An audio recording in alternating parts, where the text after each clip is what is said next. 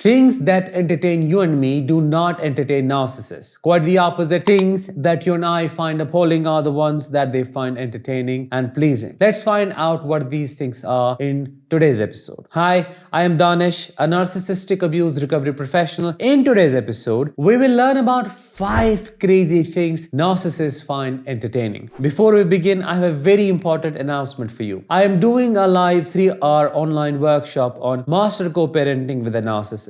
In this webinar, I'll explain why parallel parenting doesn't work, why co-parenting doesn't work as well, and what is the solution, how to protect your children from narcissist influence, and much more. To book your seat now on a discounted price, click the I button above or the link in the description. Let's get started with number 1, public shaming. Narcissists love to shame you when others are watching. They love to put you down and count your flaws when everyone is watching to prove 2 things. 1, they have control over you.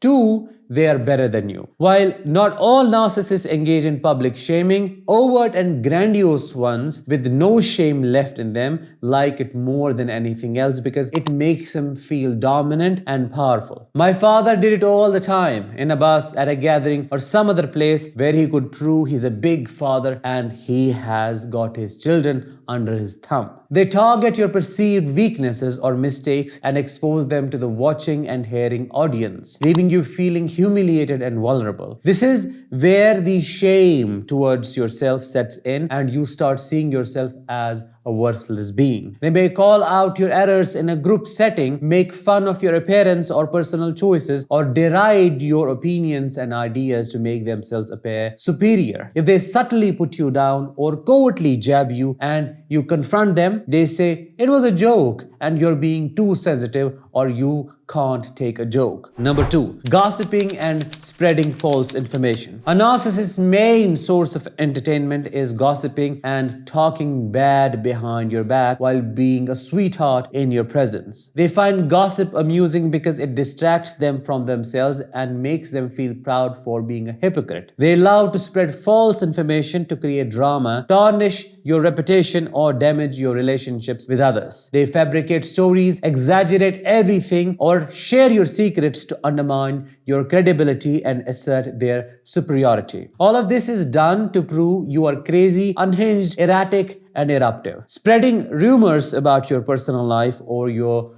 work performance, sharing sensitive information without your consent, or manipulating others' perceptions of you by twisting the truth makes them feel they have the upper hand over you. By gossiping, they think they have control over the narrative and feed their ego, which is basically a bottomless pit, but at the expense of your emotional well-being and social standing. Number 3, deliberately confusing you and convincing you that you are a monster. The sheer joy a narcissist gets out of deliberately confusing you is highly satisfying to them. It's a power trip that takes their ego to the 9th sky and gives them a godlike feeling, because think about this. Think about what can be more satisfying for a human as insecure as a narcissist than to know that they are in control of someone's perception of themselves. They love to see you blaming yourself and berating yourself for being faulty. They knowingly create confusion and uncertainty in your thoughts and emotions by sending mixed signals, lying, or making contradictory statements. This leaves you questioning your own judgment and reality. Examples of these mind games include denying previous statements or actions, or feigning affection or interest only to come across as a savior after destroying you. They get entertained when they find you constantly second-guessing your perceptions and decisions and even doubting your own goodness, making you more susceptible to the narcissist's influence and manipulation. Their biggest goal is achieved when you believe that you are the monster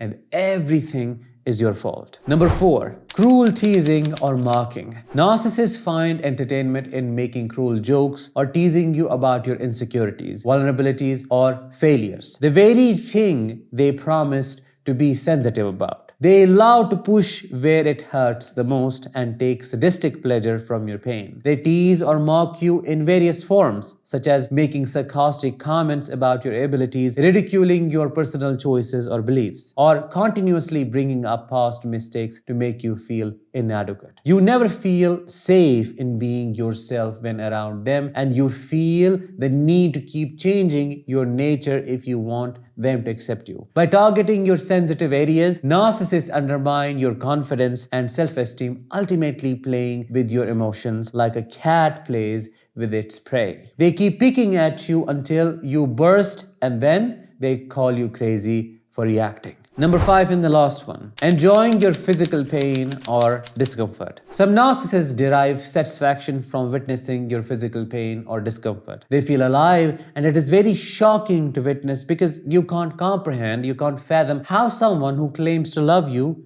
feels pleasure in your pain. I remember when my covertly narcissistic mother used to be in pain, and my malignant narcissist father would laugh as if he was watching something funny. I was appalled by what I saw because it made no sense to me. They create situations that lead to accidents or injuries, such as setting up obstacles or deliberately withholding information that could prevent harm, because they like it when harm is caused through their interference. For these reasons, I call them evil. Also, they revel in observing and commenting on your misfortune, showing little empathy or concern for your well-being. They even mock your pain or use it as a means to belittle you further or call you weak. By enjoying your suffering, narcissists reinforce their sense of being stronger and better than you, ultimately feeding their ego and their need for superiority at your expense. In a nutshell, they're assholes who find things that are appalling entertaining, and it makes no sense to me, and I'm sure it makes no sense to you, because they are unempathetic beings. They don't know how to be caring, so the things that hurt others, especially when these things are done by them, they found